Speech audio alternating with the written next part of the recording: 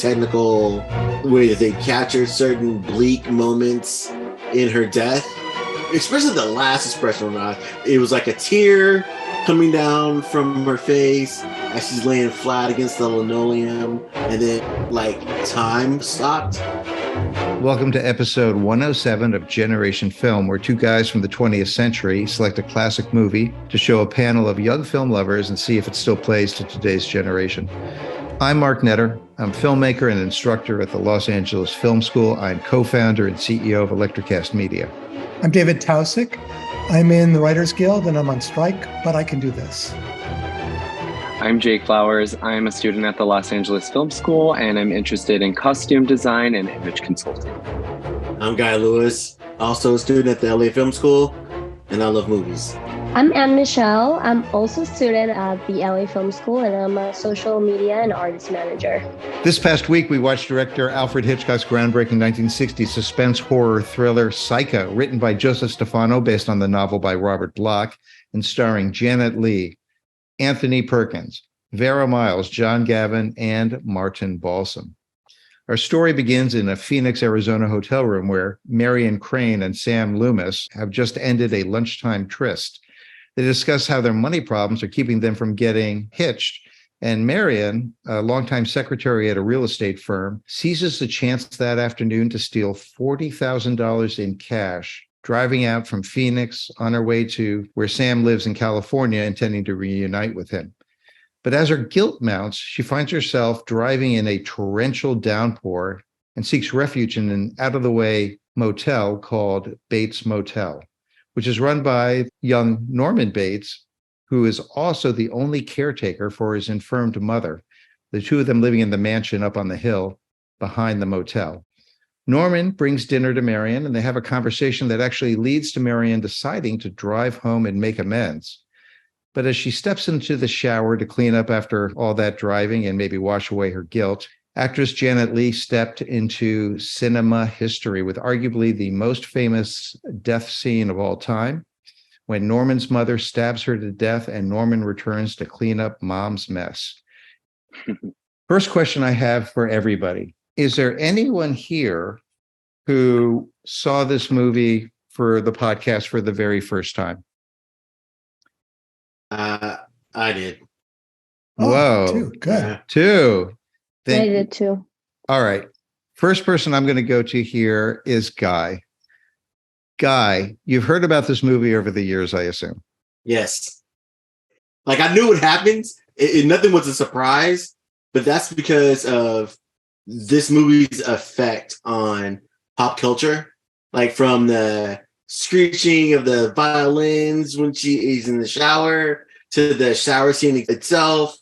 Everything about this movie was already been spoiled. It's like pop culture spoiled Psycho, you know. Okay, so then the question is, even though you know so much about it, did you find it effective? What was your initial reaction when you saw it? And what do you think I thought today? It was great. I thought it was like the pacing, the constant raise of the tension. There's a reason why they say Alfred Hitchcock is a master, and this is one of the films that shows that. Was there any particular scene, knowing so much about the movie already, that hit hard with you? The getting pulled over by the cop scene, you know, that had so many layers. Like being a woman alone on the road, and then getting woken up, and then being a first-time criminal. Well, I don't know if she's a first-time criminal, but it seemed like she doesn't seem very good at it. Yeah, she did a lot of things that didn't seem smart. But then, like, all of a sudden, she wakes up and there's a police officer right there with her. And then she drives off, and then the cop's still behind her. And then she has a brilliant idea. Well, I'll just go to a car dealership and switch cars. And the cop's there the whole time. I just really liked that part. That's like the only thing that wasn't spoiled. So, like, I really drilled down into that scene, and it just rose that tension to a really nice level. So when she pulled into the Bates Motel. Yeah, it's almost a relief when she pulls in, and then you just don't know what the hell's about to happen. Yeah. Okay, Anne Michelle, had you also had much of this movie spoiled by pop culture? The shower scene, like I knew she was gonna get killed, but I didn't know anything else, anything about the story, anything about the plot. So it was a really nice surprise. Like in general, like I don't watch a lot of movies, So, and I always fall asleep watching movies. So the fact that this just kept me on edge all the time, seeing like that tension just never goes away. And I think that's part of the magic. And then, of course, the plot just keeps changing. I thought it was going to be him first, and then when it was a mom, and then it wasn't the mom. So it's just like. Wait, you thought it was going to be Anthony Perkinson's character, Norman Bates, that was what? The one who killed her? Yeah. And then it was the mom, but then it was him, So it's like it just kept changing and changing and changing. So I really liked it. And the music, like, it's just really well done. Yeah, and I just want to reiterate for listeners, this movie came out in 1960. It is literally 63 years old. I hate to admit it, but it came out the year that I was born. So there's going to be some spoilers. But I got to say, myself having seen the movie like a dozen times, I swear it always hits. Jake, this was not your first time. When was the first time you saw Psycho? Shortly after my mom had forced me to watch The Birds, and I was terrified out of my wits and was afraid of birds after that, and then became really intrigued with just thrillers. And I had, at a really young age, read the book When a Stranger Calls, and that like made me really interested in this genre of film. And then my mom and I watched Psycho, and I was just enthralled with Janet Leigh's look, and then became sort of obsessed with Alfred Hitchcock shortly after, and just his whole body of work. So I think when I first watched it, I was probably like 10. I was pretty young, like probably too young. When I was 10 years old, and that was 10 years after the movie came out, it was still considered a forbidden movie. Like, it had a reputation. This is before the 70s with real slasher movies came in that were all inspired by Psycho to some degree. But but David, was that true for you too? Because you're in New York, so you guys were a little hipper. But like my parents, the movie scared the hell out of me. Are you kidding? So first of all, this movie is still rated R. And the fact that he was able to make a movie that today is rated R in 1960 while the Hays Code was still in effect, it's mind-boggling. It was such a game changer and such a shocking film. Obviously, when it came out, I mean, by the time I saw it, 15 years after it was made, it was still shocking. So, Jake, I want to get back to your Psycho experience. You're 10 years old. You see Psycho. Have you seen it since then, or is this the first time you've seen it since then? Do you watch it over and over? Yes, it's one of those ones that I just love to watch over and over, and didn't realize it was a book inspired by true events, which I'm sure we'll discuss more about. And then started kind of obsessively researching the true events that inspired the novel and how Hitchcock got his hands on the novel. I've watched Psycho, Vertigo, and The Birds obsessively since I first saw them. Well, we're in the same tribe because I've seen those movies so many times. And so this time watching Psycho, was there anything in particular you were struck by, any particular scene? Like the scene with the toilet, that being the first scene in American cinema with the toilet in it, kind of blew me away, which is so silly. First scene with a working toilet. Yeah, the first scene with a close-up of a flushing toilet, because there had been toilets in other movies, but this first time they wouldn't draw attention to him though. Right. Like no one would sit down. Don't look at the toilet. Yeah. And understanding as an adult her motivation to steal the $40,000. Because when I was younger, I was like, what? Why is she stealing the money? I don't get it, And she's like risking it all to bail this schmuck out and ends up getting killed. You know what I mean? I'm like, girl, come on now. What are you doing? I mean, he is like insanely handsome in the scene with his shirt off at the beginning, right? I mean, she looks fantastic. He looks fantastic. Don't even get me started. Yeah. And, I heard that Hitchcock was really disappointed with his performance and like had a rude name for him on set. I read that he didn't really like him that much and just thought he was like a hottie with no acting chops. But yeah, I love John Gavin, and I loved him in Julius Caesar as well. Another steamy one.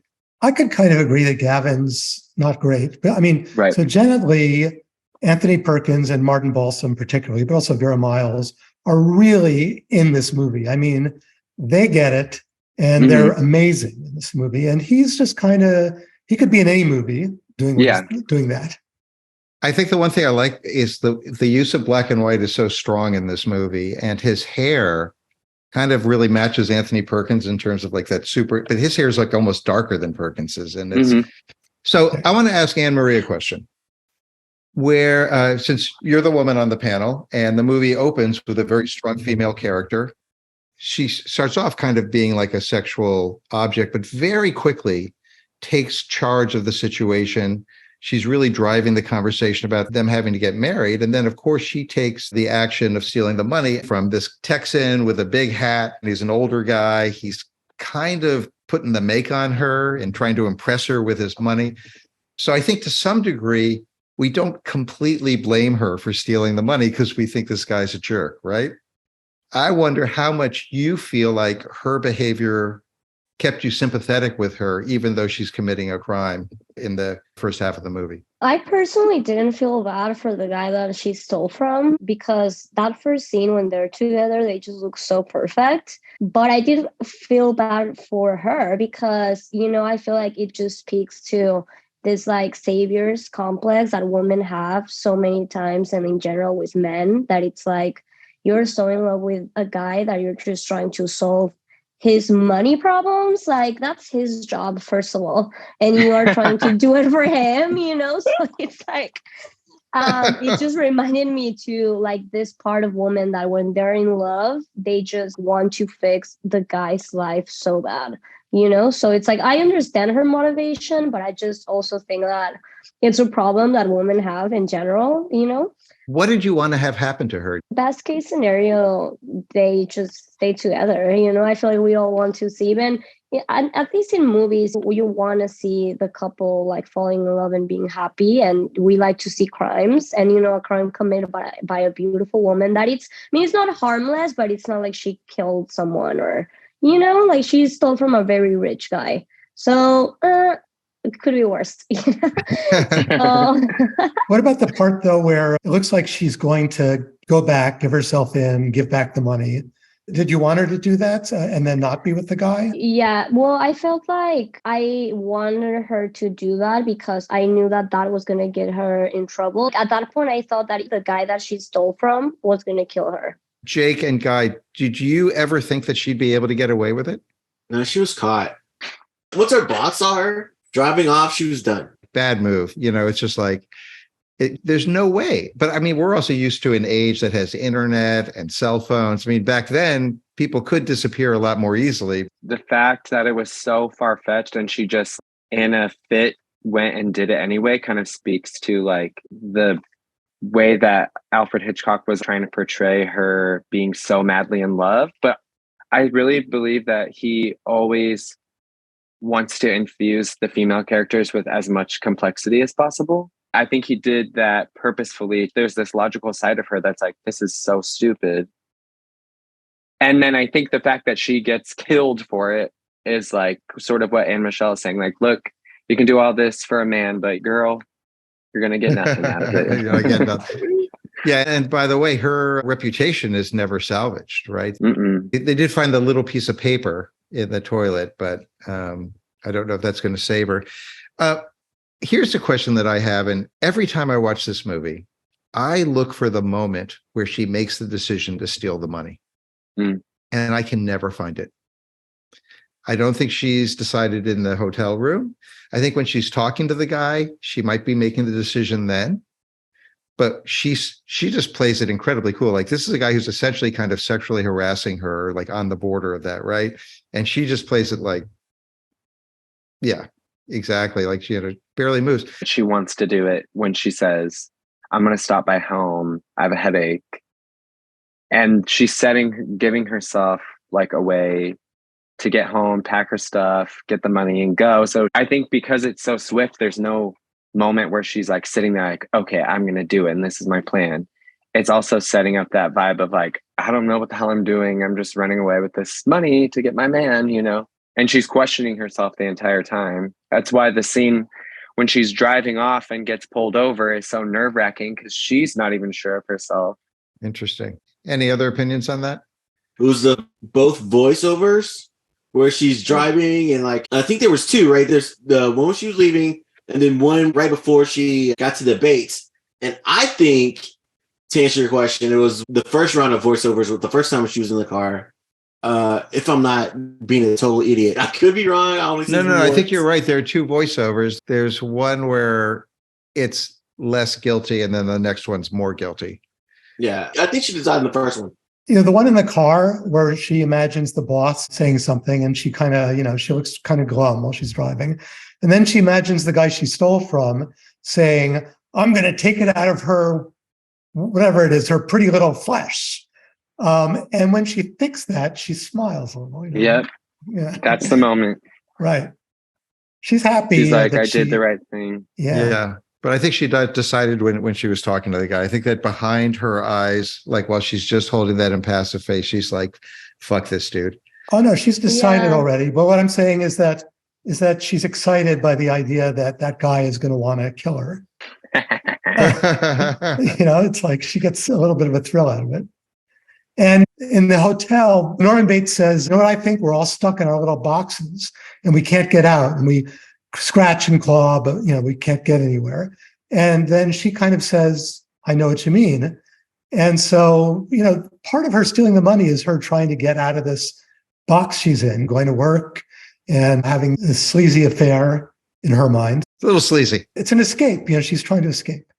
So she has this conversation with Norman, and there's a lot of bird imagery. This is where the bird stuff comes in. And the next movie he does is the bird. So, the whole idea of birds of prey. Norman is sitting there. There's birds above him. And she goes into her room. And was it before or after dinner that Norman looks through the peephole at her? After. All right. So that is such an interesting moment, right? I hated it, especially because of the way he looks. Like boyish charm. I'm like, he thinks he's a little kid. This is a grown man staring at this woman. But interesting fact, the painting that's covering the hole in the wall is of a woman bathing, and unknowingly there's a man watching her behind a tree. That makes me not like him, because at first you don't know who he is. He's charming, and then he does that, and then you're like disgusted by him. I was really surprised about how charming and well-mannered and likable he was until he just kept talking, like the longer he talked, the more and more you tell he hadn't talked to people in a long time. And so I was shocked about that, Again, I feel like it's just one of those very true scenarios of real life that it's like the most charming guys are usually like the worst and have a hidden agenda in a lot of ways. So I felt the same vibe that at the beginning I was like, oh, he's so nice, like he's bringing her dinner. And, as a woman, I feel like that's just such a harsh reality because, at least I like when men like do these gestures for me, like bring me dinner, like, but then also I question them, This brings us to the shower scene. This scene is, can anyone name a more famous death scene in the movies? I don't think there is one. Santino Godfather. But number even two. Still. There's people that have dissected this. Supposedly, they've come to the agreement that it's actually 60 shots. Janet Leigh said it was 70 setups. Whether that's true or not, who knows? I think they took 6 days to shoot it. Is that right? Yeah, like a week, I think. They said it was a third of her shoot time. It's about 2 minutes long. And it took a week to shoot it. It's crazy. Now, here's my question for Guy and Michelle. Knowing this was coming, having heard about this forever, what was your reaction? Was it still shocking? Well, okay, so you saw it coming and I knew it was going to happen. And for me, it was just well done. And they must have spent a lot of time on this part because you didn't see any breasts. To me, it was more about appreciating the technical way that they did it, how it seemed believable and how they captured certain bleak moments in her death. Especially the last expression on her eyes. And I think you had that picture up earlier where it was like a tear coming down from her face as she's laying flat against the linoleum of the floor. And then it was just like time stopped, you know? The camera actually comes out of her eye, but it's dissolving in from the swirl of the shower drain. So the shower drain swirling in her retina, I guess, or her So crazy. Yeah, her pupil. And the camera pulls out, and she doesn't move. Actually, the camera rotates like the same way the drain. The camera does this, so her eye moves around the same way the swirling water does. It's really beautiful. Yeah, wow. That was a really, really interesting. He has some really good choices. I'm disappointed it wasn't as much blood, though. I thought it was going to be a lot more blood. I think they did as much as they could for the time. Yeah. Yeah, he was lucky he got away with what he did. I mean, it was really... And you never see the knife touch her body. You never see the knife touch her body. Never see a knife touch her body. Never really see him interact. It's, I don't know. I thought it was well done. You know, and when they shot it, the knife did touch her body. And this is before the MPAA rating system. So what they had then was what they called the Hays Code. And there were a lot of crazy rules in the Hays Code. And one of them is you couldn't see a knife actually touch skin. So he had put in those shots, but they made him take them out. But he did a lot of things that the Hays Code normally wouldn't allow. And I think it's just because of his great reputation. And, you know, people were getting tired of the Hays Code. It was getting a little out of date by 1960. It started in 1934. There's something that feels very modern about the movie. It feels like it's shot very 3D compared to a lot of movies at the time.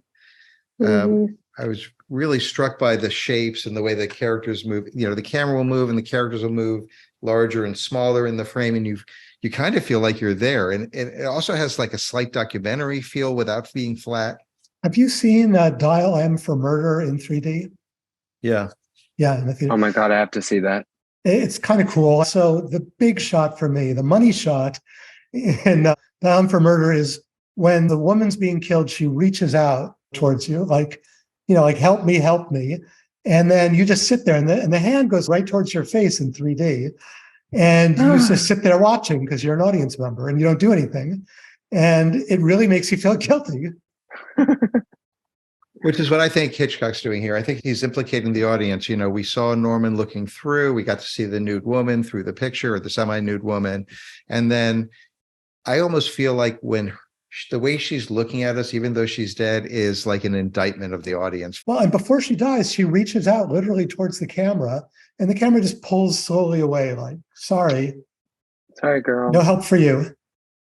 Okay, so Anne Michelle, you had never seen this. You had heard about the shower scene. Was it shocking? Was it not as shocking as you expected? It was better than I expected. I mean, I knew it was going to be good, but I just thought that it was going to be good because of the idea of like you're in the shower. But the first thing that surprised me was when, because I thought it was going to be towards the end.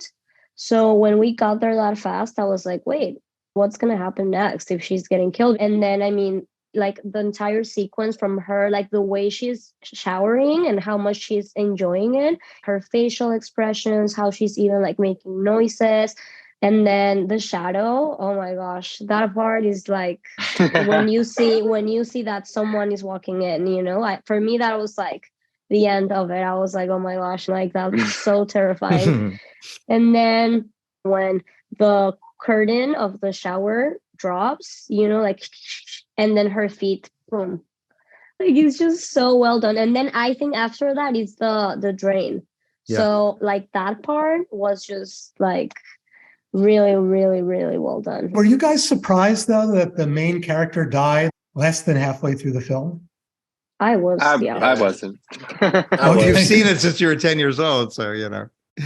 In my research, I found out there's a phrase for that. This is called the false protagonist. Mm-hmm. Now you're thinking about the stories you're going to write, right? Everybody? Yep. Yeah. Not just that she's a false protagonist. It's that, you know, you identify with her really strongly, and he forces that on you with a lot of ways. And then almost immediately you're identifying with Norman because you don't know that he killed her. And, you know, he's like sitting there trying to help his mother, clean up the bathroom. And this thing about the act of cleaning up the bathroom, they show every little detail and you're like, hey, come on, you missed a spot. It's like you really get into that. It's very methodical and he does a great job, And so really quickly, there's a new main character. And as the movie goes on, you start to realize that in a lot of ways, they're similar. It's almost like two sides of the same person. And there's this Schadenfreude kind of thing that Hitchcock has, where he loves to show split characters. Norman himself is a split character. He's a split personality. I just want to say the shower scene caused my mother, when my parents moved into a new house, to get glass shower doors because she couldn't have shower curtains after that.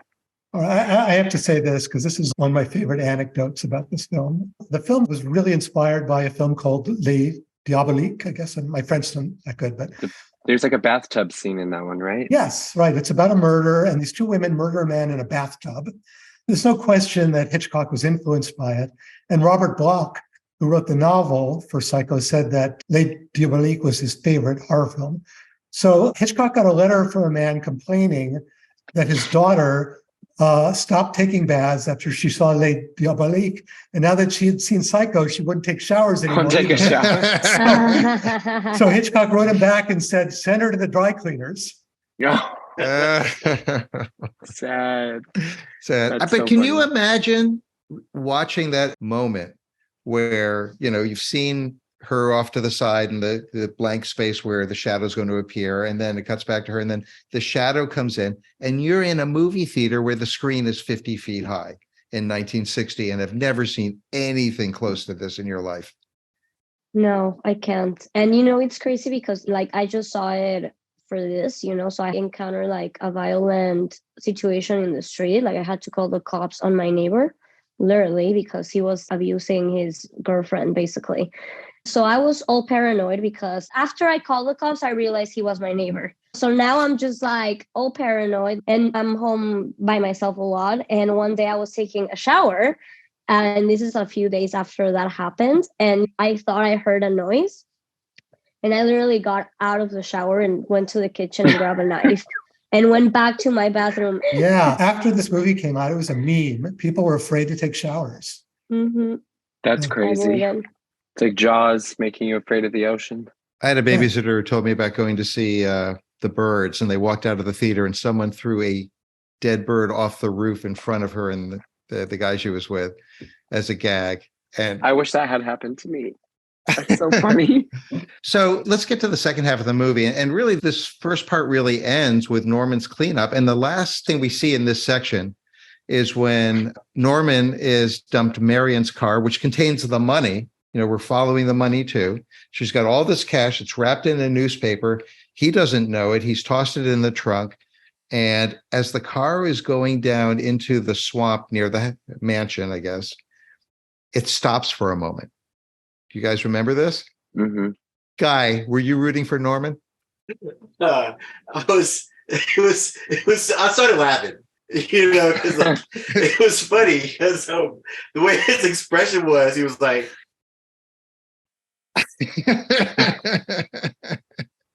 there's nothing he can do about it. It's already halfway in the. I couldn't tell if it was a swamp or tar pits or just. I don't think it couldn't have just been water. The lake?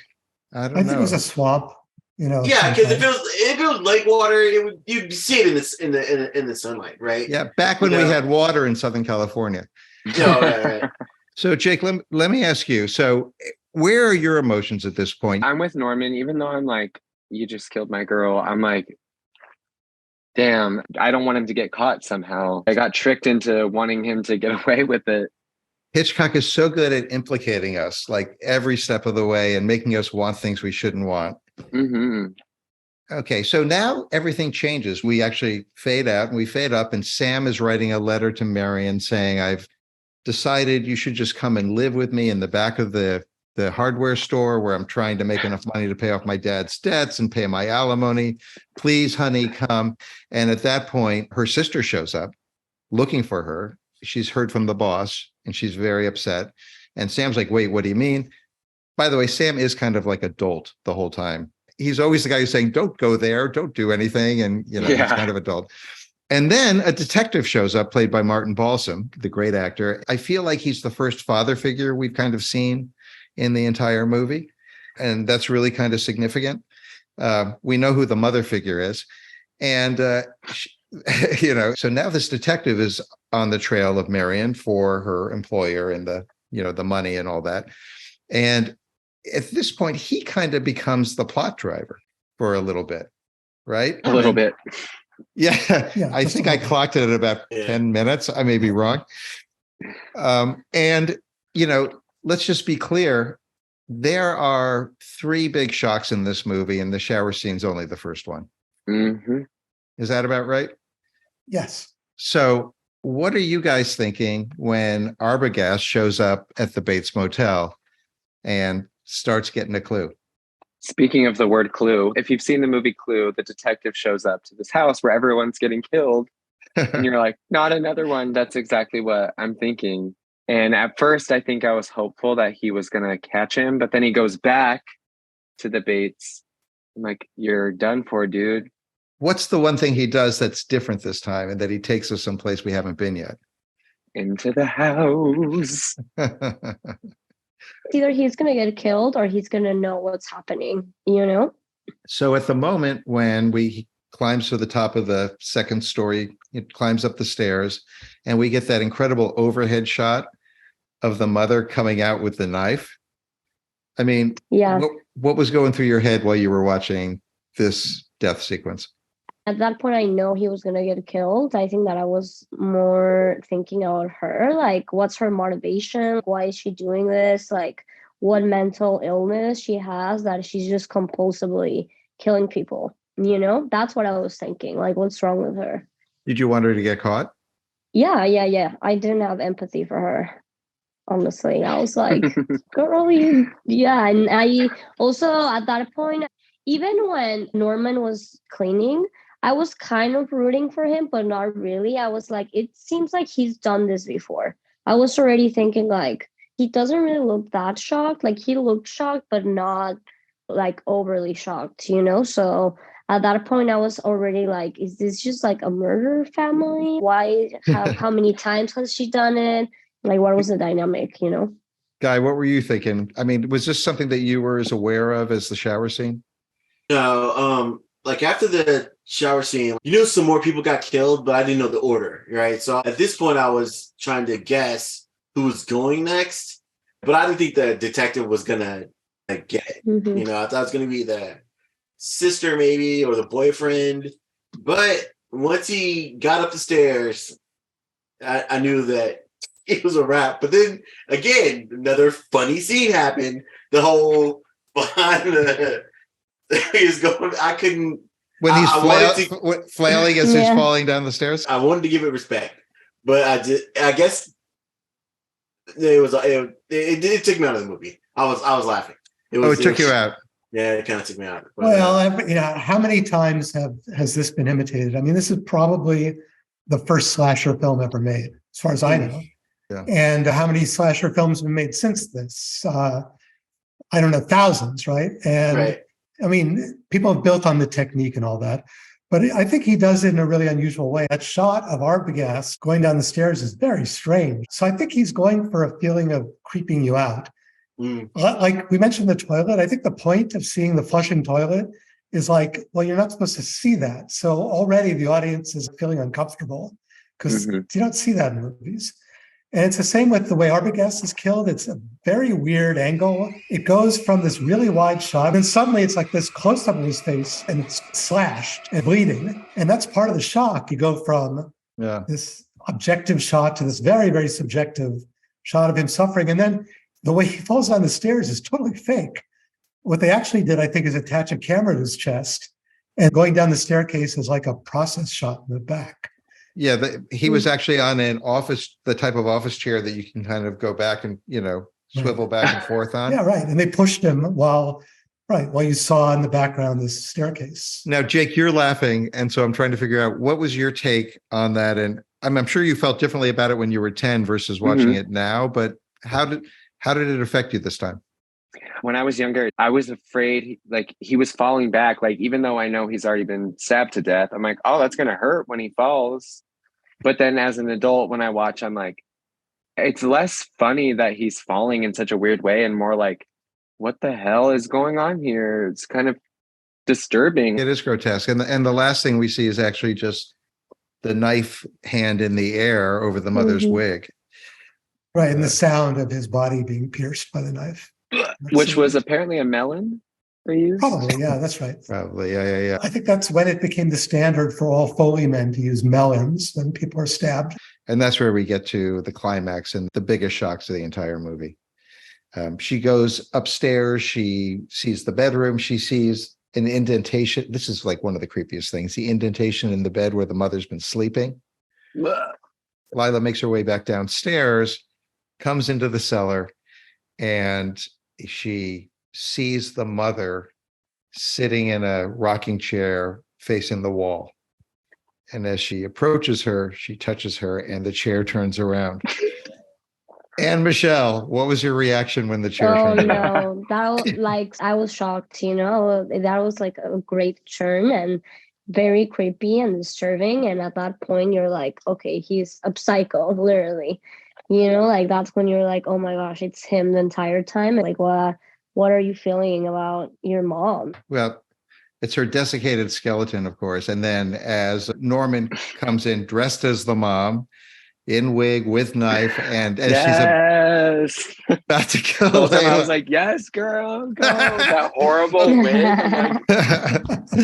Jake, you wouldn't happen to have been rooting for Norman at that point, I was were like, you? okay. I was like, yes, slay. Take her out. Like, this would make a great drag show, actually. That would be good. That's a brilliant idea, actually.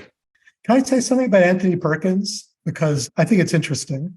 So he was a teen idol, right? And Paramount decided he'd be the next James Dean, and they gave him a $15 million contract, 7-year contract. It was a big gamble. And his queerness started showing after a few films. He was going around town with Tab Hunter, and they were boyfriends. And the studio was like, oh no, our teen idol is gay. And so they got panicked and they started putting him in these romantic leads, which were wrong for him, opposite Jane Fonda and Audrey Hepburn and Sophia Loren. And he said, I don't want to be a teen idol. I want to be a serious actor. I mean, shades of Dustin Hoffman from our first podcast, right? Midnight Cowboy, where he was, as Benjamin Braddock, going to be a teen idol. That's what the studio wanted. So he dated Rudolf Nureyev and Stephen Sondheim. One little funny thing is he married Barry Berenson, a woman, and they had 2 kids. And Perkins died at 60 as a result of AIDS. And his wife, Barry Berenson, died in the 9/11 attacks as a passenger on Flight 11. Oh my God. Yeah, tragic end. But here's what I think is interesting. Fun fact. I have to read this quote.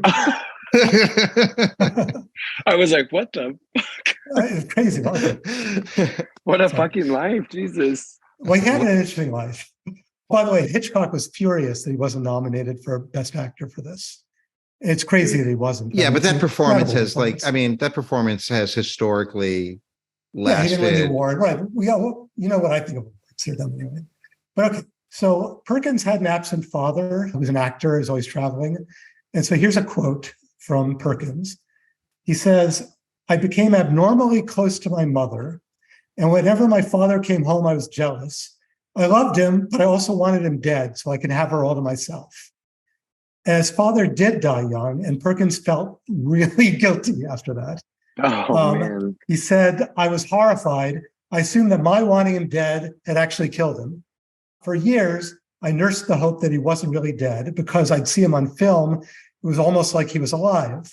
He became a mythic being to me, to be dreaded and appeased. So he was This was the role for him. For this role, yes. Wow, that's insane. All of this too, and the subject matter, the real truth about Ed Gein, and if you want to do your own research about the truth behind this book of Psycho, knowing that and all the horrible shit he did, and how he was obsessed with his mother, it's just really interesting how this all came together. Jake, what is it? Can you tell me the inspiration?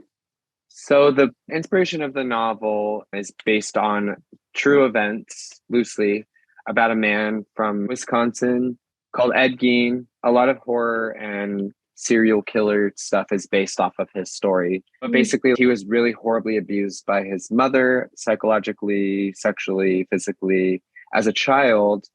And he definitely had some sort of learning disability, for lack of better terminology. And he was like severely traumatized as a child.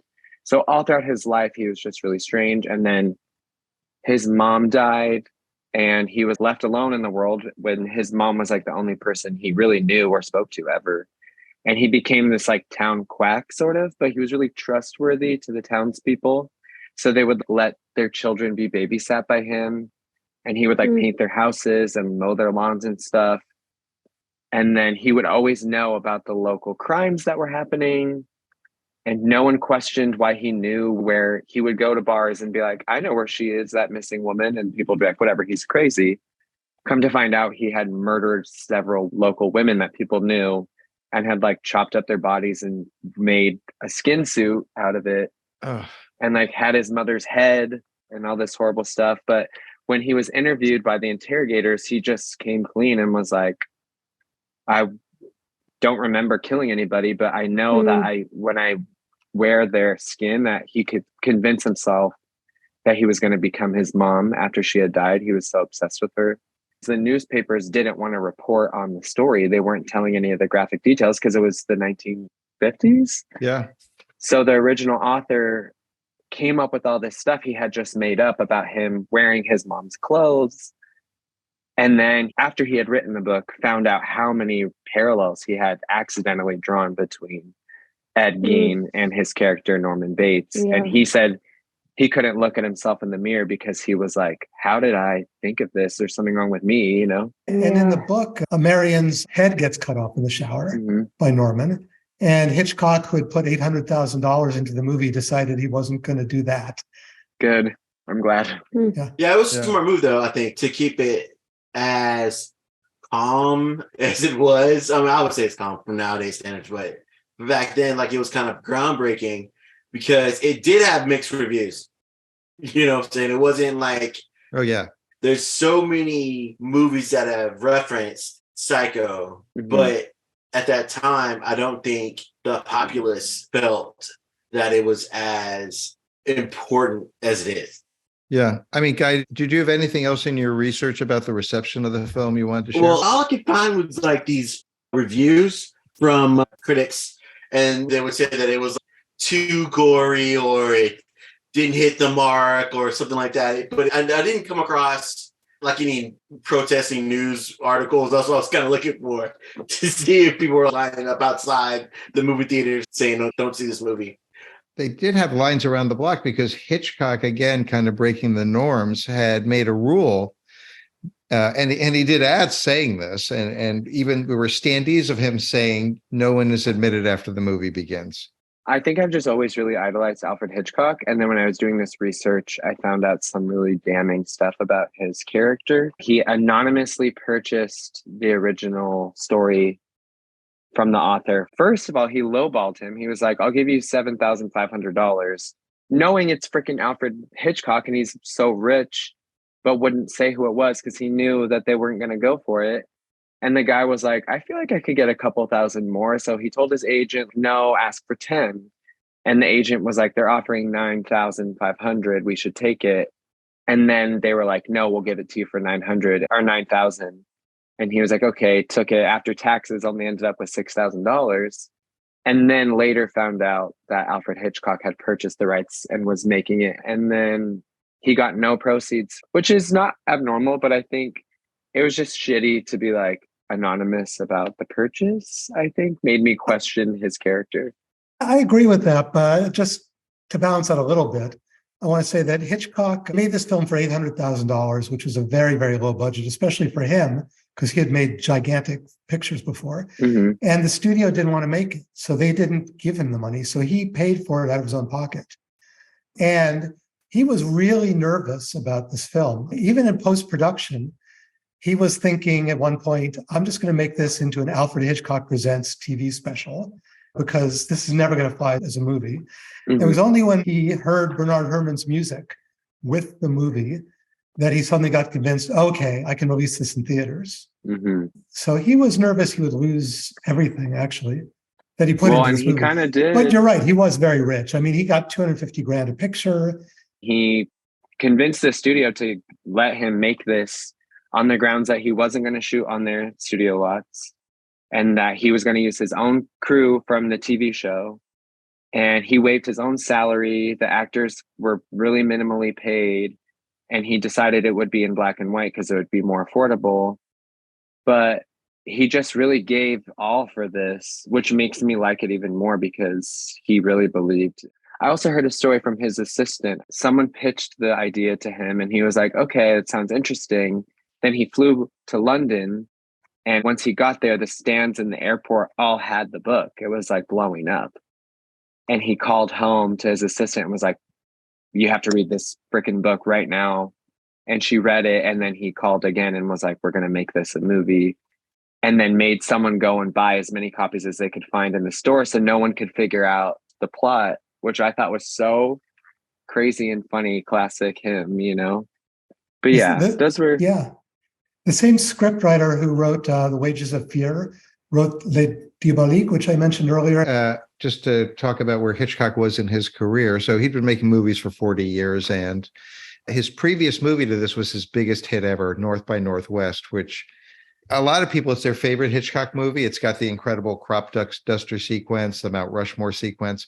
It's the most fun and least painful, least sadistic, I would say, Hitchcock movie of all of his movies. And it kind of was like a template for James Bond movies in a weird way.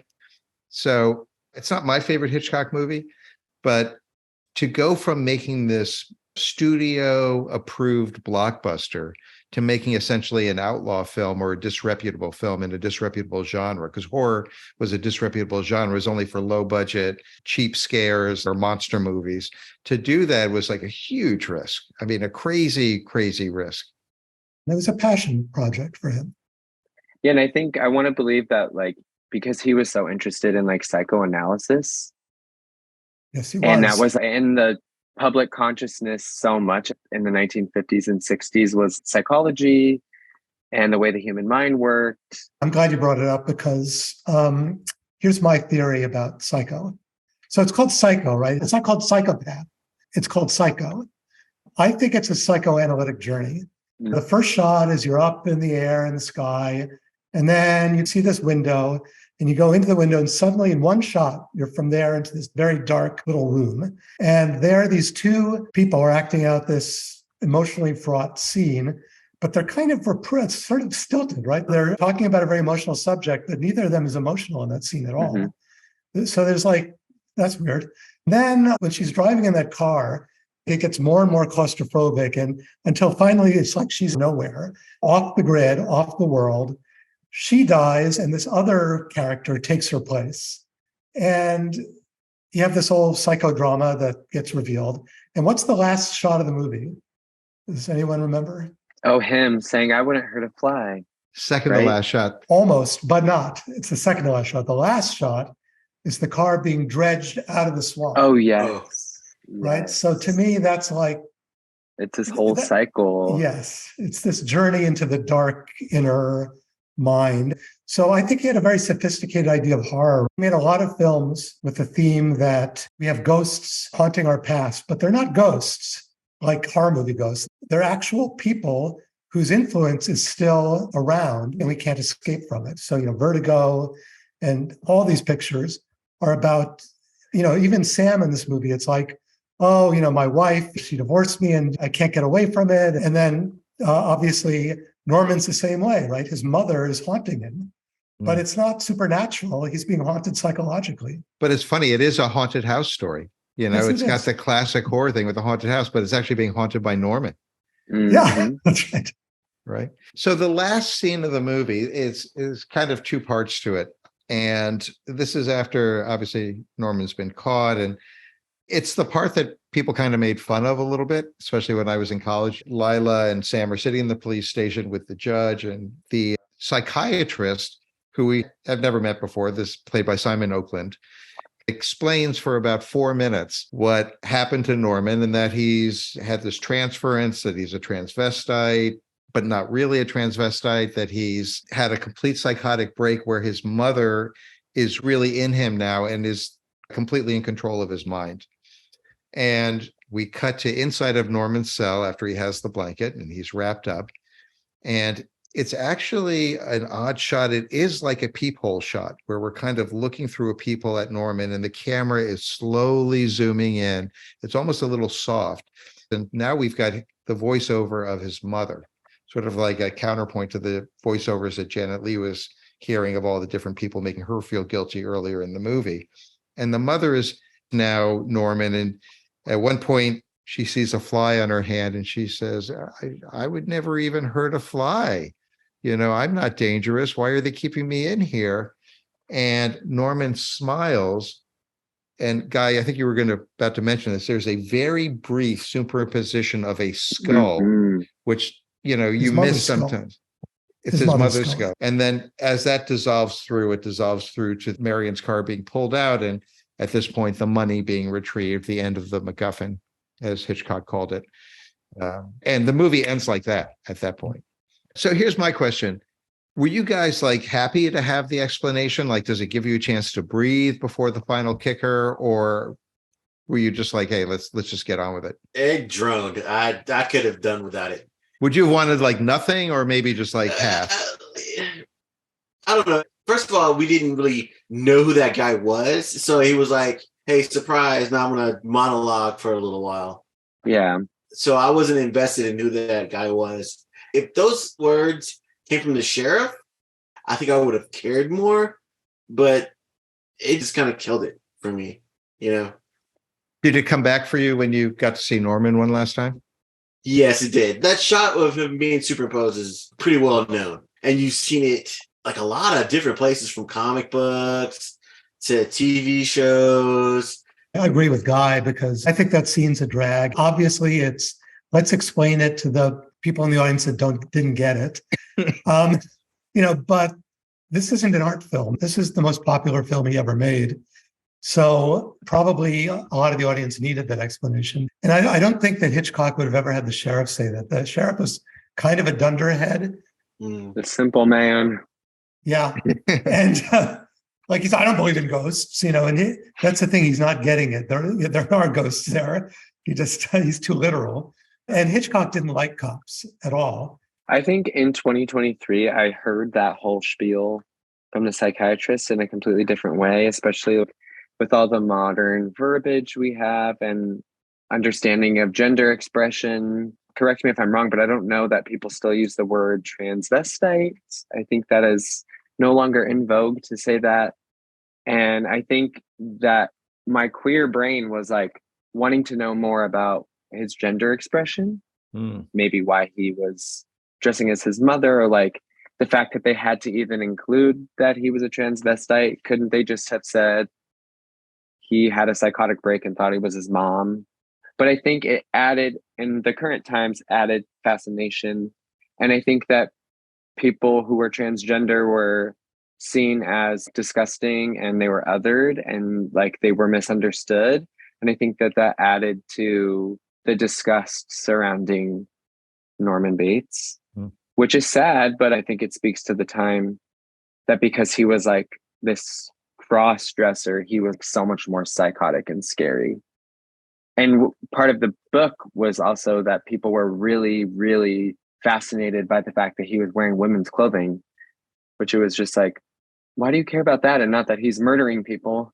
Yeah, right. Very interesting take. And Michelle, how did you feel about the ending there? Where my head went as soon as he started speaking was like setting the tone for, is he guilty? Because someone that commits a crime and they have a mental disease, they can be not innocent, but absolved of certain guilt. So that's where my mind went. Like, where's the line? Where's the line of like, how much is he deciding to do versus not? So I feel like it was interesting to put that explanation. That could be a defense, right? That could be the mental illness defense. And yeah, I remember earlier seeing it, thinking more the way you were thinking, like, will there be justice? play.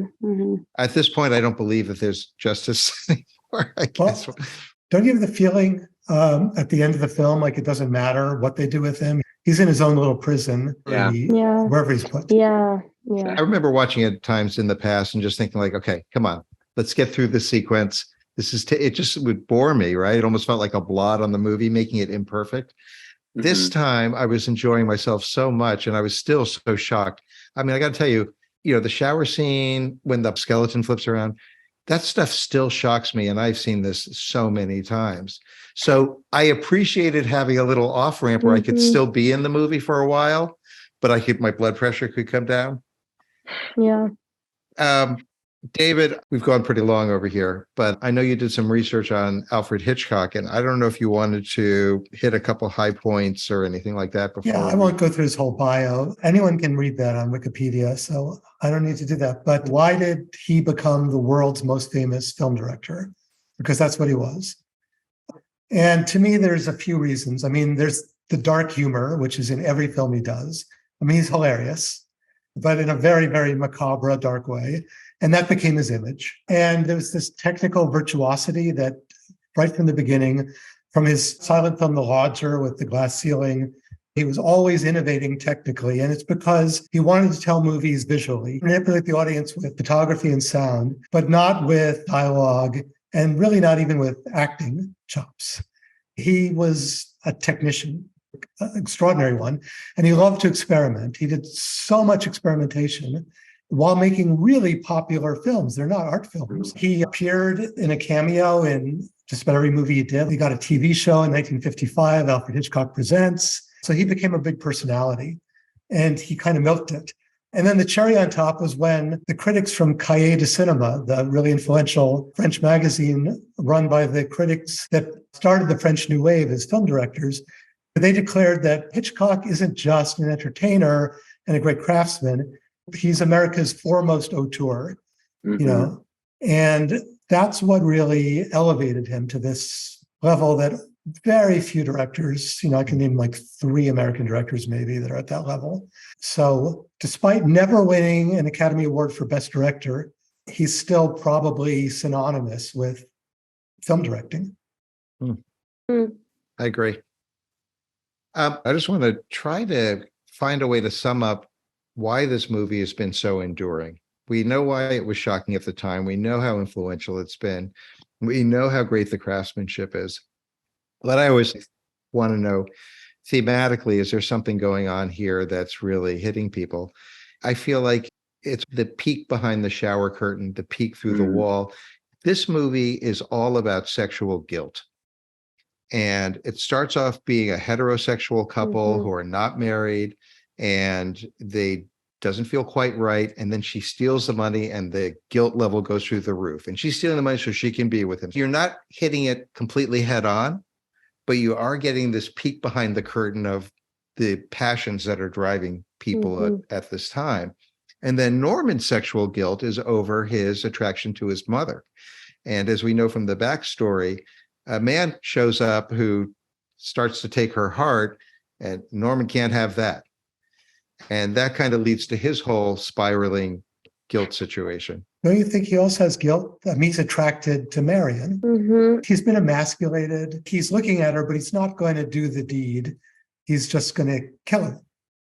Because the thing in his mother gets triggered is like, dirty, unclean, other women can't touch, which again is a form of guilt. I also think there's some weird kind of lingering homosexual undertones to some of the scenes. And to me, it's strongest in the scene where John Gavin is basically kind of bullying Anthony Perkins. We've got these 2 handsome guys in great shape with black 50s hair, that perfect like hair and some makeup. I mean, am I wrong? It almost fuck no. You're absolutely right. I think even as a kid, I was like, oh my God, you know what I mean? Are they going to kiss? Tension. Yeah, I'm like, please kiss. But also like, why is he being so mean to him? It was almost playful too, because he's trying to distract him from the sister. I think subconsciously I didn't realize it until I was a bit older and watched again. But I wonder what Hitchcock's relationship was to Anthony Perkins, not in like a sexual way, but if he knew his woes and was trying to build this character out for him that he could be expressive in and maybe have the public understand him in a different way. Yeah, it's another way that he was perfect for the role. I mean, from what I heard, Hitchcock didn't listen to actors very much because he's every actor wants to beef up the role or have more emotion or whatever. And he's like, I've planned this whole thing out. Just you hit your mark and say your lines. But with Perkins, he really let Perkins bring a lot of things into the movie. So it was Anthony Perkins' idea that he would act like a bird and like eat like a bird after Marion's death. And so Marion, is a bird, right? Her name is Crane. She's in Phoenix, which is a bird. Bird is the English slang for woman. And then he becomes the bird. He says you eat like a bird. And then he eats like a bird later on after she's dead. That's the thing, that sort of combination of giving us a peek behind the curtain, but not taking us all the way there and only really gratifying us with violence, right? It kind of, we can't handle it. So it's got to be like an obliteration of some sort. Yeah, I think it speaks to humanity for sure. You couldn't even show a married couple in the same bed, but you could show people being murdered. But the question is, why does it still stick today? And I think part of the reason is that he's really touching on human sexuality in ways that, am I wrong? I feel like no, lust, you're so right. You know what lust makes you do, really? Lust, and then also this carnal human thing about death and our interest in it, and like the macabre. All right, guys, I think it's time for us to do our recommendations and ratings. So I'm going to start with David this time. We have a 4-star rating system where you can do half stars. Basically, anything 3, 3.5, or 4 stars is an A-, an A, or an A+. But you have to be careful with your 4 stars. It has to be a movie that you would literally put into your top 30, top 40 movies of all time, maybe touched you in a personal way. So there's no shame to 3 stars or 3.5 star movies are all great films. And then you get to the B's below that at 2.5 and 2, and we won't bother going further down. So, David, I think you should get the first shot and also say who you would recommend this to. If you had asked me this a week ago before I watched it again, I think I would have said 3.5. It's not my favorite Hitchcock film, it's one of my favorites. But now I'm going to say 4 stars for sure, because looking at it again and researching it a bit, I mean, it's so audacious. It's such a tour de force with a minimal budget. It's still one of the greatest horror films ever made. And there have been so many horror films made. It's hard to make a great horror film. And also the courage in pushing against the censors, which he was always doing. But here he just took it to the absolute max. I mean, you couldn't have gotten away with more at that time. And I think he broke through for all the other filmmakers that started making films in the 60s. He made what happened in cinema in the 60s possible with this film. Not just because it was so great, and not just because he did it, but also because it made so much money that the studios had to let down their guard. I just think it's so important. So 4. And you'd recommend it to? I'd recommend it to certainly any Hitchcock fan. I'd recommend it to anybody who's interested in, the slasher genre, not the sadism that you see a lot. I don't like the Saw movies because to me, they're just sadistic, but I do like Nightmare on Elm Street and other films that have more of a theme to them and that go into the awful stuff that you don't want to think about and that's sort of horrifying to you. That I do like. So I'd recommend it to anyone who likes films for that reason. More than just body horror. Guy, I'm going to you next. Well, Psycho has been a big part of my life, and I just saw it for the first time, last week. Isn't that crazy? I could have told you the plot of Psycho before last week. I can give you dozens of references, but now that I've seen it, I totally get why. It's been around for a long time. I didn't get any of the sexual overtones, so I'm gonna have to do a rewatch. But I mean, as far as shot choices, and then you said that there was a budgeting reason why they went black and white. But if you'd asked me, I thought it was an artistic choice. Mm-hmm. Yeah. Sometimes black and white makes subject matter pop, and I think it did in this instance. So for me, I'm going to give it 3.5 stars. And you would recommend it to, well, you say everybody should watch Everybody should watch every movie ever. So. All right, I'm going to go to Jake now. Jake, having a history of this that goes back to when you were 10 years old, Mm-hmm. how do you land today on your rating for Psycho? It's an absolute 4 for me. It's one of my favorite movies of all time. I think the big, huge Alfred Hitchcock films are all in my top 30. Another one that I'm thinking of right now is Rear Window. Rear Window, yeah. Rear Window. So good. And when I watch this movie, it doesn't startle me anymore and it doesn't scare me. It feels comfortable to watch. And I put it on and I hear the soundtrack and I'm like, it just feels good, which is crazy because the subject matter is so dark. I'm worried now, Jake. Yeah. Call me Norman. No, I'm just kidding.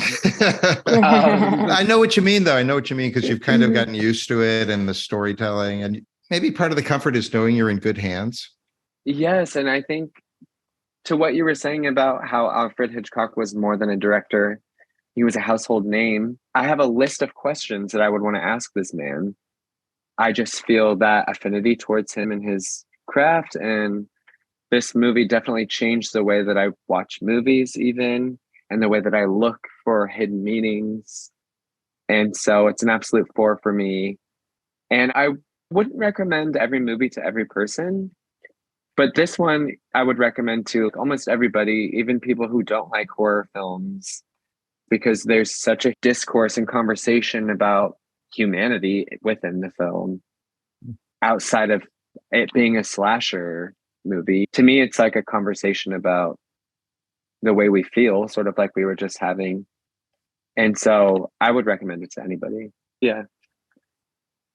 And Michelle, your first time watching it. Yeah, I would also do a 4, honestly. And I think that's a lot to say. Yeah, because I don't watch a lot of movies and I fall asleep through a lot of them, mostly if they're old. So the fact that these just had me on edge, all the time. And it's just really beautiful to watch too. I mean, even though it's really dark, you just feel attached to it. You want to watch it. Even though it was scary, the visuals were just really beautiful. And I love plot twists. And this had one after another one after another one.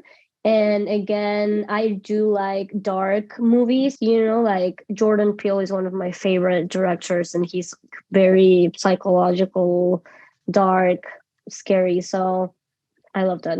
And I would recommend it almost to anyone too, that wants to go to kind of that dark place. You talk about how pleasurable it is to watch. And I just want to mention something about Alfred Hitchcock's wife, Alma Reville, who worked with him from the silent movie era. That's how they got to know each other and got married, and whatever happened in their marriage over the years. And Hitchcock was a little bit of a weird, repressed guy. The fact is they had a really successful relationship creatively, and she was very often the script supervisor. And he did a cut of the film and showed it to Universal execs, and it was a disaster. And she took charge of the editing and re-edited it and turned it into what it is today. So wow.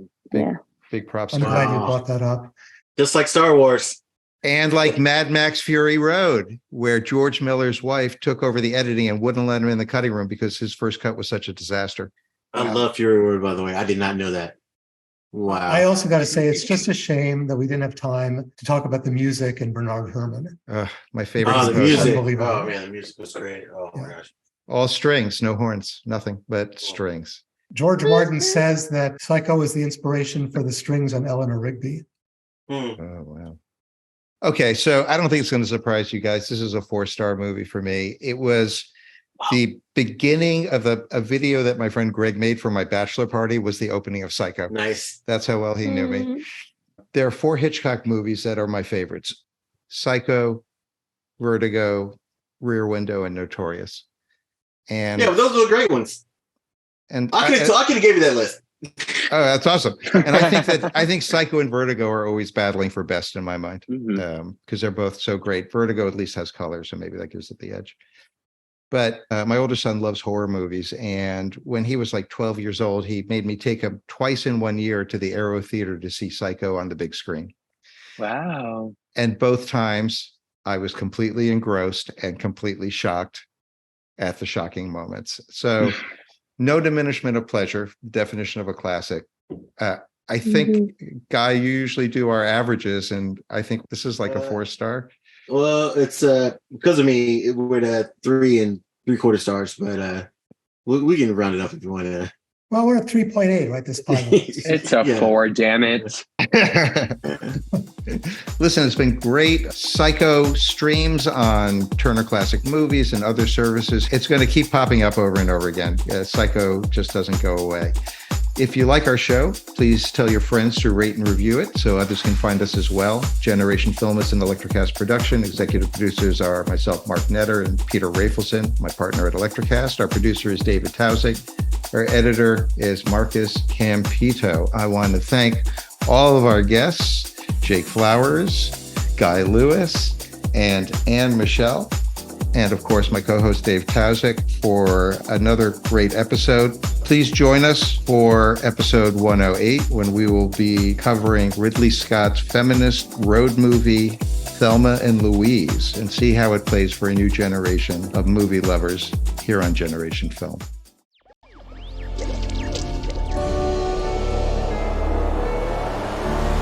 Electrocast.